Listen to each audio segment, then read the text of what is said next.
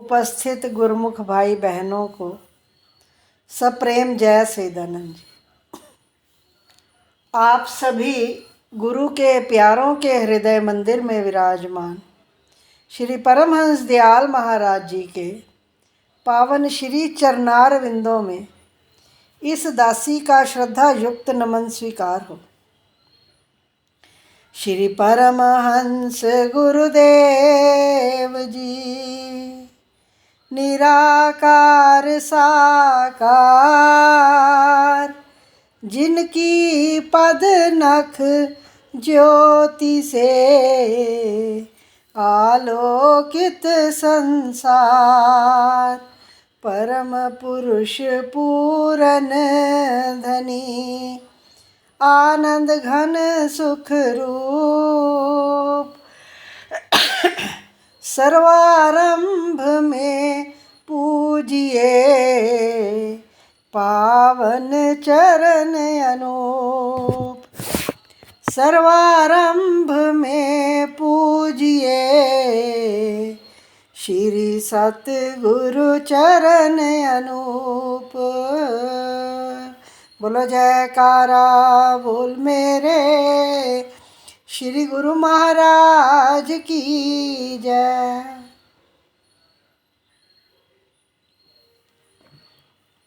विचारवान गुरुमुख भाई बहनों, कल हम विचार कर रहे थे कि मैं कौन हूँ, कहाँ से आया हूँ और कहाँ जाना है। इस विषय पर विचार हो रहा था। मैं कहाँ से आया हूँ, इस प्रश्न का उत्तर खोजना कल बाकी रह गया था।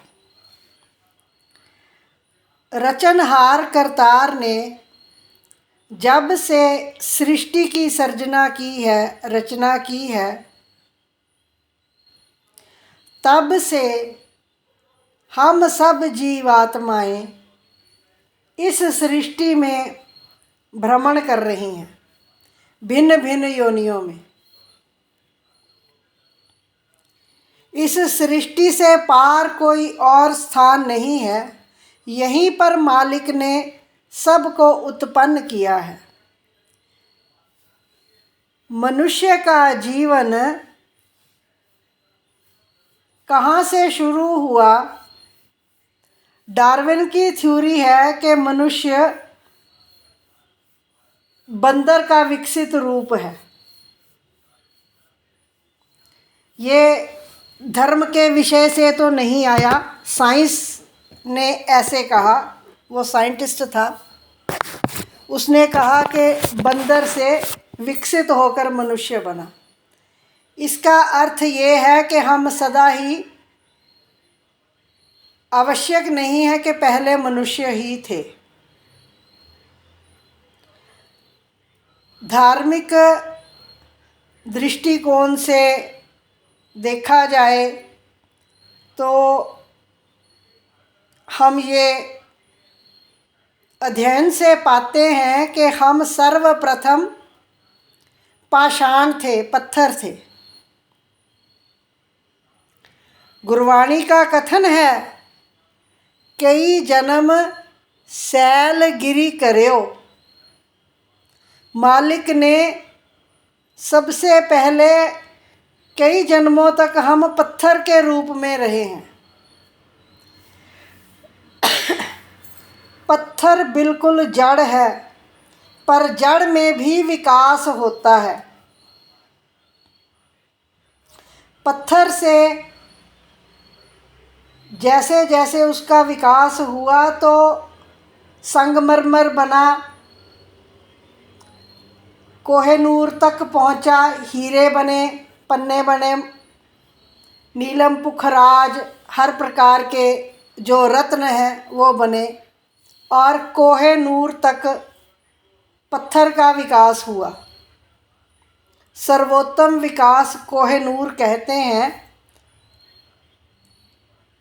को का अर्थ होता है पहाड़। तो पहाड़ों का नूर जिसको कहा गया है, पहाड़ों की चमक वो कोहिनूर। सर्वोच्च जो पत्थर का स्वरूप है वो कोहिनूर का है।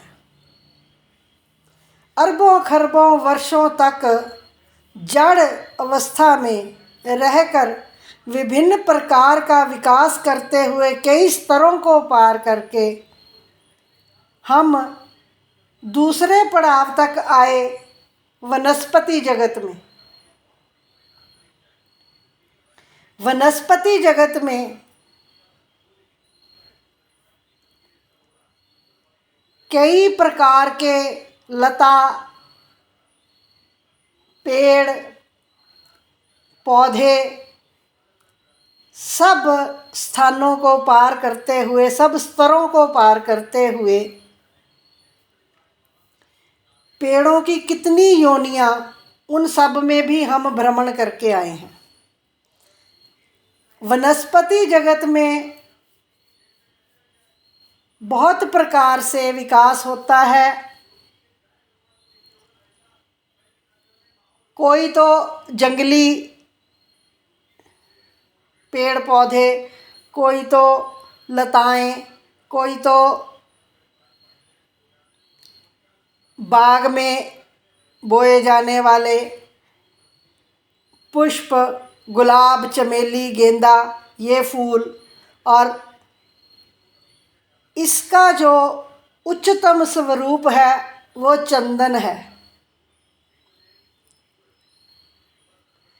वनस्पति जगत में सर्वोच्च स्थान चंदन को मिला। पुष्पों को भी उच्च स्थान मिला।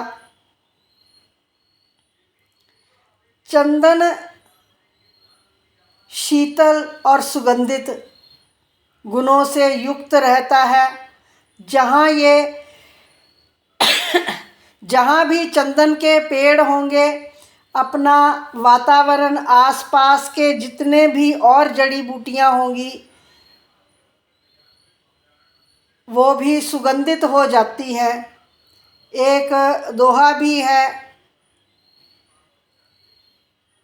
नीम मिली चंदन भई, ऐसे करके एक दोहा है। अगर नीम का पौधा भी मलयगिरी पर है, नीम का पेड़, तो वहाँ पर मलयगिरी चंदन का पेड़ों का पहाड़ होता है, तो नीम भी की लकड़ी भी चंदन के भाव बिकती है।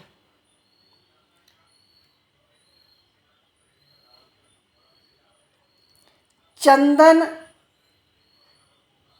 को धर्म स्थानों में सर्वोच्च माना गया। तिलक के काम आता है, शीतल सुगंधित है लकड़ी, इसको मंदिरों में भी स्थान मिला है, पूजन अर्चन में भी स्थान मिला है, पुष्पों को भी पूजन अर्चन में स्थान मिला है। पहले जड़ अवस्था में हीरे पन्ने को भी धर्म स्थानों पर स्थान मिला और फिर चंदन को भी स्थान मिला। उसके बाद तीसरी अवस्था पशु जगत की आई। अनेकानेक प्रकार के पशु पक्षी, इस योनि में भी हमने भ्रमण किया। इस कैटेगरी में भी, पक्षियों की कैटेगरी में, विकसित स्वरूप हंस का माना गया। हंस को बहुत ऊंचा स्थान दिया गया। हंस को ऋषियों मुनियों ने पाला भी अपने आश्रमों में। पशुओं में निम्न श्रेणी और उच्च श्रेणी के अनेकानेक पशु हैं। इनमें जैसे जैसे विकास होता गया, इसमें गाय को बहुत ऊंचा स्थान दिया गया है हिंदू धर्म में। गाय बहुत ही विनम्र पशु है, भले मन साहत की मूर्ति है, और शेर साहस का प्रतिमूर्ति है। इनको भी धर्म स्थानों में स्थान मिला है। आपने भी देखा होगा, कहीं मंदिर में जाओ तो बाहर गाय की, शेर की मूर्तियां होती हैं। ये इन चीज़ों को मंदिरों में, धर्म स्थानों में स्थान क्यों मिला? जो सर्वोच्च स्वरूप है, एक प्रकार की श्रेणी की चेतना का, उसको धर्म में स्थान मिला है। हीरा पन्ना जवाहरात मंदिरों में जड़े गए, भगवान के शीश पर जो मुकुट बने उसमें जड़े जाते हैं। चंदन तिलक लगाने के लिए चुना गया पुष्प, पूजा के लिए अर्पित किए गए कमल का फूल और गुलाब का फूल, चमेली और भी सारे सुगंधित पुष्प पूजा में इस्तेमाल हुए। इस प्रकार से हमारी चेतना का विकास हुआ। गुरबाणी में ये कथन आता है, कई जन्म भय कीट पतंगा, कई जन्म गज मीन कुरंगा, कई जन्म पंखी सर्प होइयो, कई जन्म हैवर वृक्ष जोइयो। ये सारी योनियों को पार करते करते हमने मनुष्य के शरीर को धारण किया। प्रभु की कृपा हुई, जैसे जैसे हमारी चेतना का विकास होता गया। अब जब हमें मनुष्य का शरीर मिला है, ये किस लिए मिला है? ये मालिक से मिलने के लिए प्राप्त हुआ है। इसका मेन मकसद केवल प्रभु से मिलन होना है। महापुरुष इस बात को भली प्रकार से जानते हैं। संत सतपुरुष नित्य अवतार के रूप में समय समय पर धराधाम में अवतरित होते हैं, अपनी रूहों की पहचान करते हैं। हम अनेकों बार ये शरीर धारण किया, थोड़ी थोड़ी भक्ति की, थोड़ी भक्ति की, प्रभु के चरणों के नज़दीक पहुँचे तो गुरुदेव ने हमें पहचाना और अब हमें अपनी चरण शरण में लिया। हमें पिछले जन्म की याद तो कुछ नहीं है,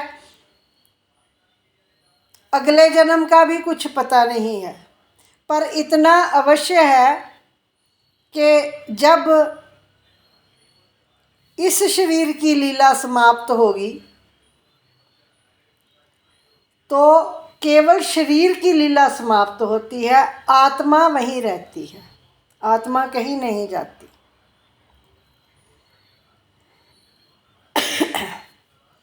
इसलिए हमें सतगुरुदेव की शरण मिली है, जागृति मिली है।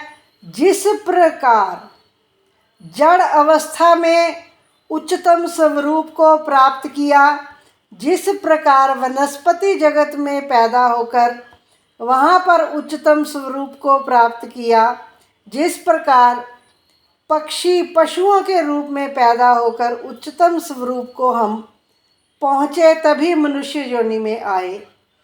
तो मनुष्य योनि भी अगर पत्थर नूर हो सकता है तो मनुष्य में भी प्रकाश प्रकट हो सकता है। और इस बात की जो हमें जानकारी है वो महापुरुष देते हैं, संत सतपुरुष बताते हैं कि आत्मा हमारा असली स्वरूप है और आत्मा परमात्मा का अंश है और परमात्मा से मिलना हमारा ध्येय है। इस ध्येय को प्राप्त करने के लिए ही उन्होंने हमें सच्चा नाम दिया है। उस नाम की कमाई करके ही हम अपनी आत्मा का परमात्मा से मेल करा सकते हैं। गुरुदेव ने हम पर अनुकंपा करके हमें 2 घंटे का भजन सिमरन की आज्ञा फरमाई है। तो हम सब गुरुमुखों का ये फ़र्ज़ है कि हम गुरुदेव की आज्ञा का परिपालन करें, श्रद्धा से, विश्वास से। जो 5 नियम हमारे पंचम पातशाह सतगुरुदेव महाराज जी ने फरमाए हैं, उन पर अपने जीवन को चलाएं। 2 घंटे का सिमरन ध्यान करें। मनुष्य जन्म के लक्ष्य की प्राप्ति की ओर अग्रसर हों और गुरुदेव की प्रसन्नता को हासिल करें। बोलो जयकारा बोल मेरे श्री गुरु महाराज की जय।